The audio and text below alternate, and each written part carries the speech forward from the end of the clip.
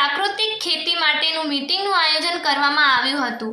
પ્રાપ્ત વિગત અનુસાર કાંકરેજ તાલુકાના રાનેર ગામે પ્રાકૃતિક ખેતીનું આયોજન કરવામાં આવ્યું હતું, જેમાં અગત્યની વાત કરીએ તો પ્રદેશ સદસ્ય શ્રી ભીખાભાઈ ગુટકા તથા બનાસકાંઠા જિલ્લાના સંયોજક શ્રી દિલીપભાઈ બારોટ, સહસંયોજક શ્રી ભીખાભાઈ ગોળ, દિયોદર તાલુકા સહયોગ શ્રી અમૃતભાઈ પટેલ, થરાદ તાલુકા સંયોજક શ્રી જયસિંહભાઈ જે પટેલ, દાંતીવાડા તાલુકા સંયોજક શ્રી કરશનભાઈ માળી, કાંકરેજ તાલુકા સંયોજક શ્રી દિલીપભાઈ ગોહિલ, સહસંયોજક Shri Nagjibhai Suthar, Kankrej PTM Shri Akhilbhai Joshi, Deodar FPO manager Shri Arvindbhai Suthar સાલ ઓઢાડીને સન્માન કરવામાં આવ્યું હતું।